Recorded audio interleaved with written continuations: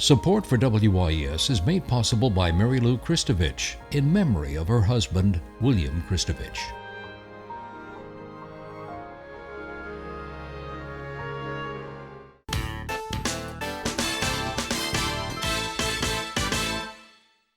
Hi, I'm Ronnie Cole, and you're watching WYES in New Orleans.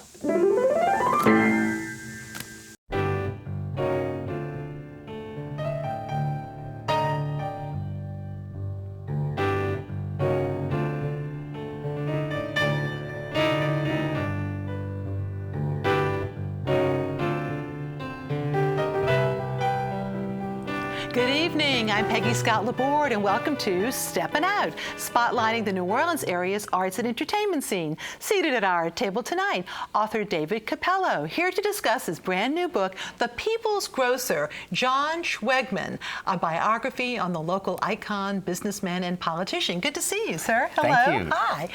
And Poppy Tooker, host of the radio program Louisiana Eats, airing twice weekly on WWNO Radio. Good to see you, Miss Poppy. Nice Hello. to be here as always. Oh, absolutely. Good to see you. And Armand St. It has been a while. He is here to tell us about some upcoming concerts, and he'll also perform for us a little later. Good to see you, Armand. Looking forward to it. Hello. And Steppin Out theater critic, he's back. Alan Smason, editor of the Crescent City Jewish News.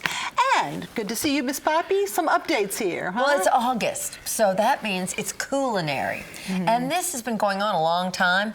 But this year, it is bigger and better than ever. There's over 100 restaurants participating. Every neighborhood is represented. You can have culinary deals from uptown to downtown, from the CBD to Marigny and the Bywater.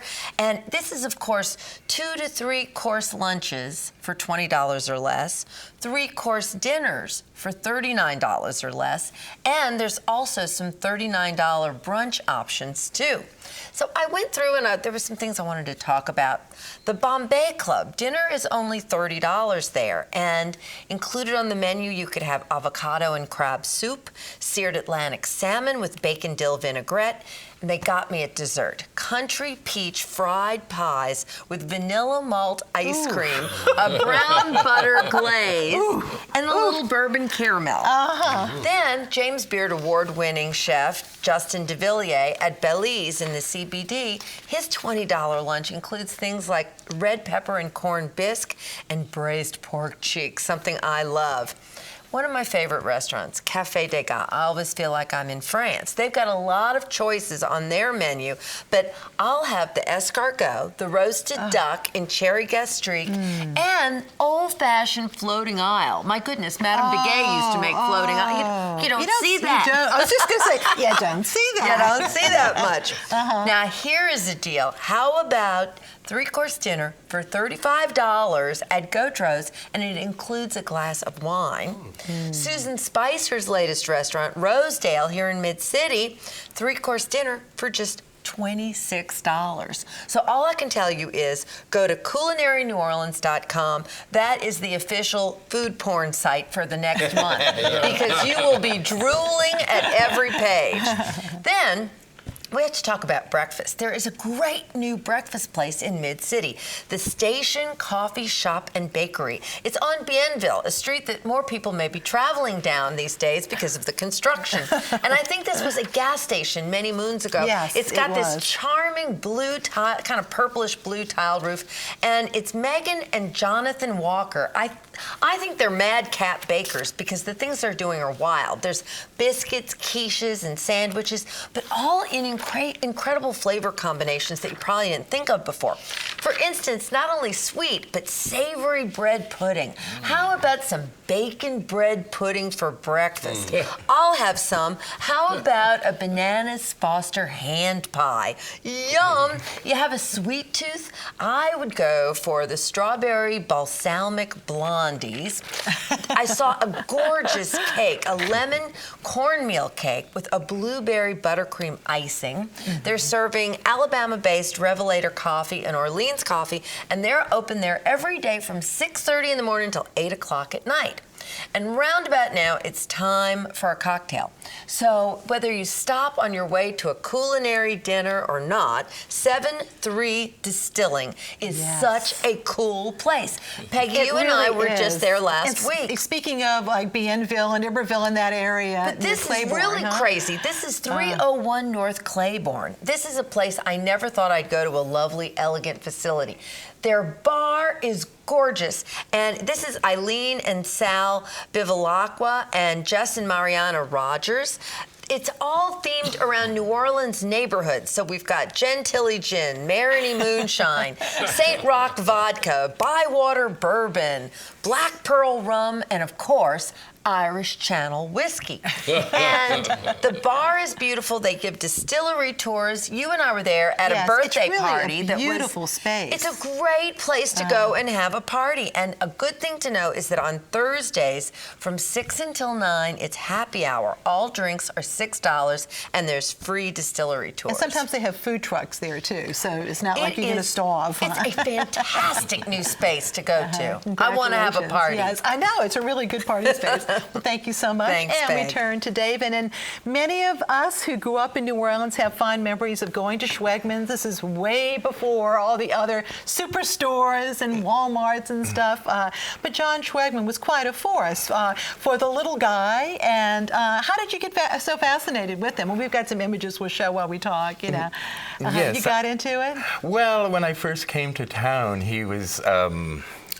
The store chain was actually on its way out, but I had come from New York and I was a business analyst, and I went to Schwegmann's and just noticed how utterly unique the place was. And I became fascinated with it, sort of a romantically, because of the cultural richness of it all. And the people that shop there, and the whole 9 yards. And they're such good, like the prices are always good, but they had sporting goods. This is way before Walmart. Oh yeah, he pretty much invented that. Although there was, if you look into history, there was other things, but he put it all together for the first time. Yes. Now, isn't there a theory that that Sam Walton may have seen some of the, the Schwegmann stores and been inspired a bit? Would you think that's a chance? Perhaps. Oh, okay. Absolutely. There's a lot of circumstantial evidence, but no hard evidence that I've come across. But there was even, of course, a bar, and he also had his own liquor brand, and the bags were very important because he would show who he was promoting and just endorsing, if you will, for political office, didn't he? Yes, absolutely. And in fact, in our birthday celebration in the Bywater, we're going to pass out paper bags and have people express their political And you're celebrating his birthday, aren't you, yes, this week? Yes, week. Three places, Bywater Bakery and Brat's Y'all, and then end up at Bud Ritz. Well, there's a reason for that, because, of course, the first Schwegmann was at Piety and Burgundy in the Bywater, huh? Yeah, technically, I found out that's not true, but basically the main store started there. At Piety and Burgundy, and that's the center of the Bywater. And that area used to be called Little Saxony, a lot of German immigrants, and of course the Schwegmann family were certainly German immigrants. I guess the store that I am most familiar with was the Airline Highway one, but the Gentilly one was even bigger than Airline, wasn't it? Yes, I had no idea that it even existed. John Schwegmann, and a local architect, told me about. That's one of the reasons I wrote the book. Is he told me about this store that I'd never heard of before, that was like 10 football fields.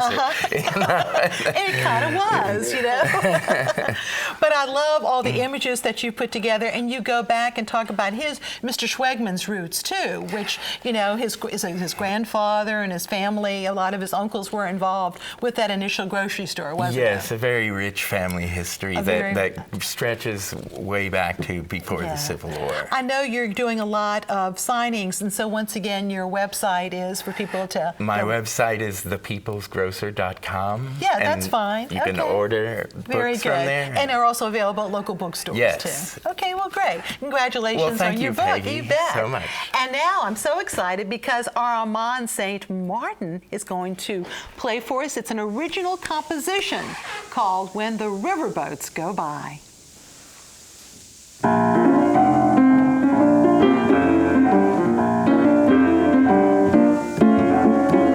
The weeping willows out my window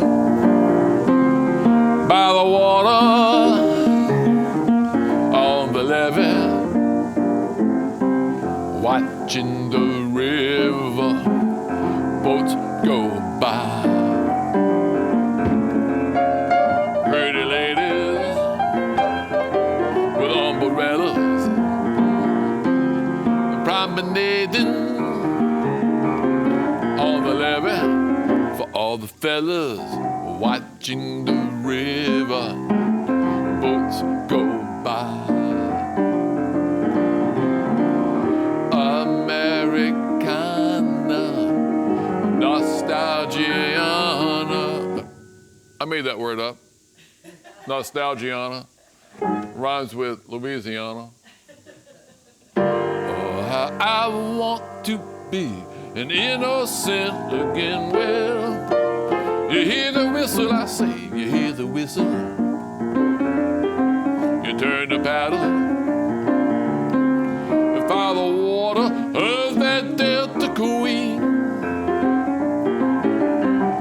watching the river boats go by.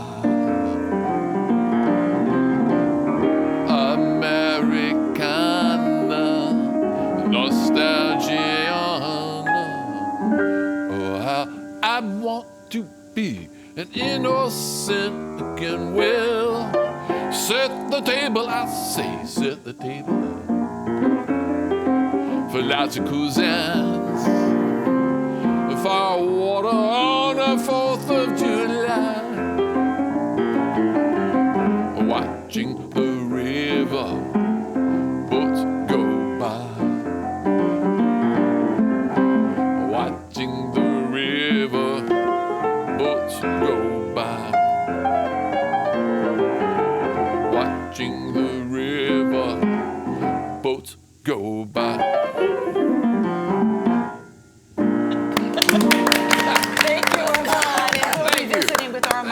A moment. By the way, Julia Street returns next week. But first, right now, it's time for our Artist Spotlight. Tonight, we are featuring Whitney's White Linen Night, which takes place primarily in the 300 to 700 blocks of Julia Street in the Arts District, with an opening reception taking place in galleries between 6:30 p.m. and 9:30 p.m. You can visit cacno.org to learn more about that. And while we're at it, we should also tell you that a lot of the primary events are at the CAC itself. We have, this is Black Bayou by local artist Will Smith Jr. His exhibit White Linen on Black Bayou opens tomorrow evening with a reception from 6:30 to 9:30 at Gallery 600 Julia. It will be on view through August the 31st. And now Armand. Armand, you are planning ahead. Well, this Sunday you're playing at Trinity, huh? Right there in Jackson? The Trinity Artist Series on Sunday, 5 to 6. All original songs. I do different kinds of shows, but this is one of my original shows where all the songs and stories are free. What a deal, it's huh? Free. It's what a deal. The Come wonderful Sunday afternoon art series, artist series every Sunday as a local musician. Oh, it's a great honor to be part of that. I was going to say that really is an honor. Absolutely. But then I know you're also looking ahead to the end of the month. This is your big one. Well, every year, Patty Lee and I put on Katrina Artistically Revisited. We've done it every year on the eve of the Katrina anniversary. We're the only ones who've done it every year, and we do it at the theaters at Canal Place. It's also free. Oh, wow, that's a deal too, except for a movie. There is one charge for the movie. We charge now $5 for to see Big Charity, and the money goes right to the director, who's there to answer questions and tell you about it. It's a great New Orleans story. No, it's a whole evening. You're going to play. Dr. Brobson Lutz has his own unique Katrina stories. Is going to talk. Yes. Other people are too. And then sort of the culmination is this documentary, is very highly lauded documentary on charity, right? You can't get enough of it. It really is an important movie. And then I'll be playing in October, September. Yeah, so I'm so excited for you and all of that. But I know it's sort of a labor of love what you do with the Katrina. And as the schedule gets solidified, you'll have a website for that shortly. Yeah, we'll have KatrinaArtisticallyRevisited.com. Okay, very good. All those words, double L and artistically. All right, well, wonderful. Thank you, and for all you do. Thanks for having us. And Camino Real is Tennessee Williams' fanciful, sometimes even frightening foray into a surreal dreamscape.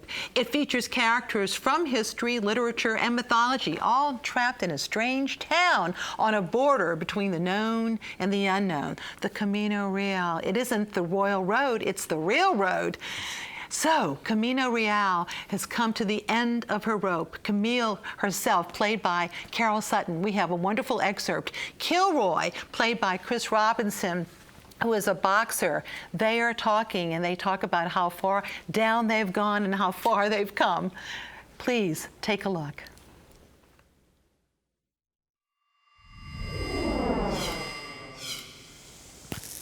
They're coming for me. The gypsy told me I'm on the top of the list.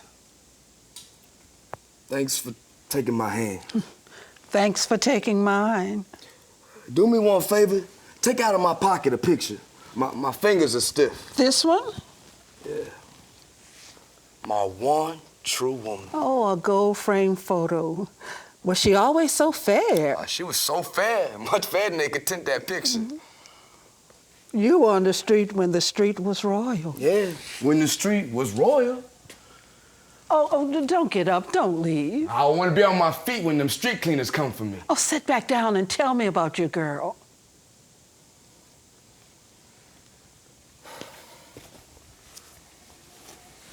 You know what it is you miss most? When you're separated from someone you lived with and loved? It's waking up in the night with that warmness beside you. Yes, that warmness beside you. Once you get used to that warmness, it's a hell of a lonely feeling waking up without it. Especially in some $1-a-night hotel room on Skid. A hot water bottle won't do, and a stranger won't do. It has to be someone that you're used to and that you know loves you. Can you see them? I see no one but you. I was watching my wife one night while she was sleeping. That was the night the medics wouldn't okay me for no more fights. My wife was sleeping with a smile like a child. I kissed her. She didn't wake up. I took a pen and paper and I wrote her. Goodbye. That would have been the night that she loved you the most. Yeah, that night. But what about after that night? And once again, the Tennessee Williams Theater Company's version of Camino Real. It's playing through August the 13th at the Marigny Opera House on Ferdinand Street. twtheaternola.com to purchase tickets. And we're so excited. That's a very ambitious play, isn't it, Al? Yes, it is. And so we really do applaud them doing it, and talk about terrific actors as well. It's a big cast, too. Yeah. Welcome back. I have returned victorious from the Great White NYC. Way. I've seen 8 shows in 5 days last week. It was very tiring, but for me, very pleasurable. I wore lots of shoe leather in the process, though. First off, Christine Ebersole. I got a picture here of her in war paint. Of course, she stars co-starring with 2-time Tony Award winner Patti LuPone. Of course, Christine also a 2-time Tony Award winner. It's rare that 2 females of that stature play on stage together. So you have to imagine, both are brilliant. Music by Scott Frankel and Michael Corey, with a book by Doug Wright. Again, the same team that brought about Grey Gardens. The book is a bit sketchy because they really never met in life before, so they had to kind of contrive and imagine these scenes. But I think he does as good a job as can be expected, Doug Wright, at least with the book. Also, I saw Andy Carl, who continues to amaze me in Groundhog Day. He's the lead actor, of course, who was so good in Rocky a few years ago. He is Phil Connors this time, and except for a few short songs, he's on stage almost entirely the whole time of the 2 acts. Very funny, mostly true to the motion picture, which starred Bill Murray, of course. A lot of misdirection, as Phil always ends up in that bed, always with the alarm going off at the same time. Also, I got the chance a visit with my friend Katie Huffman, of course, the Tony Award-winning actress, and we got to enjoy Groundhog Day with the lovely Katie. And then we got a chance to see Natasha Pierre in The Great Comet of 1812 that night, wow. which stars Okerette Ona Doan. Again, he's the new guy from Hamilton who just took over the role from John Schwegmann. I'm trying to get the name right. Again, there was a little bit of controversy there because Mandy Patinkin had been offered the role of Pierre at that time, and of course he declined it, I think very wisely. Michael Cerveris, of course, our great New Orleanian by choice, was up in New York, of course, and there he is. Look at him rocking that Saints shirt. We were talking just about that, among other things that we had. Of course, Michael's just back from Comic-Con in San Diego, where he's featured as Ramses in the new Amazon TV show, The Tick. Keep an eye out for that.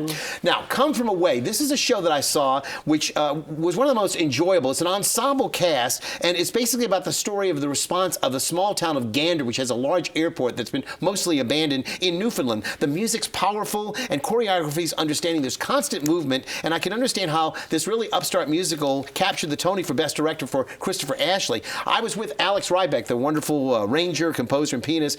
He was not as musically impressed as I was, but again, he's old school. He loves the Irving Berlin type stuff, the Rodgers and Hammerstein, so I expected that a little bit. I took him last year to Irving Berlin's Holiday Inn, and he loved that. I give this a major rave. It's an unusual musical, and the thunderous applause at the end of it tells me that I'm not alone there. Alex probably the exception there.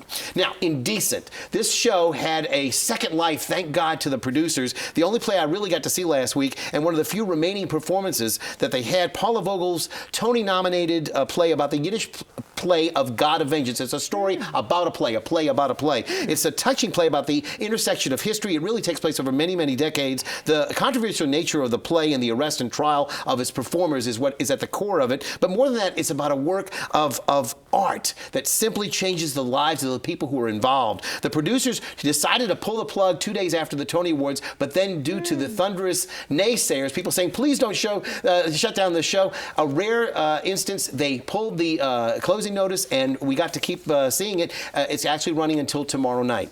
Now, meanwhile, I also got a chance to see my third day of matinees. It resulted in my seeing Roald Dahl's Charlie and the Chocolate Factory, which is the original title of what we know in this country with Gene Wilder's Willy Wonka and the Chocolate Factory. I met Ryan Sell, who's the young boy who's played that role longer than anyone else, and I got to see playing Grandpa Joe none other than John Rubinstein. He invited me backstage. Oh, yes, he is a little bit older now, but he played his father on Pippin, not too long ago. But anyway, it was a hot and humid week, I have to say, but he was in bed at one point with 3 other people, all actors, having to be under covers, under flannel. He said it was hot. So he's loving his role, though, and I can tell you, in fact, they didn't receive Tony nods, but they're packing the kids and the parents in show after show. Check it out. It's very great. Meanwhile, I went across the street, practically a couple blocks away, to Sardi's, and I met with my friend Stuart Zagnant, who, of course, played the role of the Wizard, as did John Rubinstein a few years ago, and of course, Stuart Zagnant actually filled John Rubinstein's shoes, literally, because they didn't have shoes made for him. And so he told me I actually used John Rubinstein's actual shoes in Wicked, yes. So we had a wonderful cocktail and dinner at Sardi's, the famous spot eatery, etc. And after that, I dashed off to go see Rachel Bay Jones as one of the most incredible performers in the Best Musical of the Year 2017, Dear Evan Hansen. Again, with all the other big shows that are out there, from Bette Midler, of course, in Hello Dolly, Come From Away, Warpaint, Anastasia, and Natasha Pierre. They won the Best Musical. Rachel Bay Jones was also in that revival with John Rubinstein of Pippin a few years back. She plays Evan's mother, Heidi, and she was radiant and moving. The biggest surprise, however, was that Ben Platt, the star who never comes out after the show, he came out and performed, actually signed the playbills, and it was amazing. This is something. This is something that never happens, people. He even issued a statement the week before I got there saying, "Don't expect me to ever show up. I'm never going to do this because it's too draining for me to do that." So for him to be out there was an amazing thing. So I will mention one other thing. I did also get to see a performance of a Yiddish musical called America the Golden Land. All of this will be up on theatercriticism.com and also on the Crest City Jewish News, so let you know about that. Broadway's doing very well, though. Ticket price is still high for Hamilton, Hello Dolly, but even Dear Evan Hansen. But, you know, it's a beautiful place to go if you get a chance to get up to New York. I do recommend it. Let me move on now, a little bit of a local production, and that is Gypsy. Of course, this is the feather in the cap, if you will, the cherry on the dessert for the 50th anniversary of Summer Lyric Theater at Tulane. Elizabeth Argus is magnificent in the role. Is practically made for her. Her belting voice is tremendous. Her stage presence, her beauty, it's absolutely amazing. She commands attention and respect. She has great songs, of course. Everything's Coming Up Roses, Mr. Goldstone, Some People, Small World, and of course Rose's Turn, the finale. While not as accomplished a singer, Bob Eads Jr. does a great job as well, a great actor in his own right, as well as the duets with her as Herbie, and he also plays, of course, with Meredith Owens as Louise in Together Wherever We Go in the second act.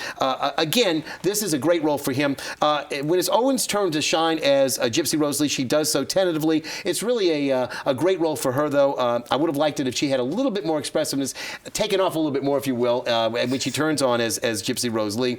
The key number in that piece, though, is you got to have a gimmick, and I just want to mention there are 3 performers there who are of note. Tessie Tour is Jeanne Buisson, Marlene Thian is Mazeppa, and Electra is Diane Lalla. 2 of them are amazing choreographers in their own right, and to hear them sing was absolutely amazing. Also, a shout out to Keith Clavery, Michael McKelvey, who's the artistic director, of course, also did a great job directing, and Leonard Raybon, great job conducting. Thank you, Alan. And now time for our picks of the week. David, that website one more time. Yes, it's thepeoplesgrocer.com. Okay. Mr. Allen, one more time here. Well, I believe I had a pick that I was going to make of The Takeover. This is a new See 'Em on Stage production, and it's being done, believe it or not, about a woman who's 9 months pregnant by a woman who's actually 9 months pregnant. We don't know if the show's going to go on. Okay. She's Armand.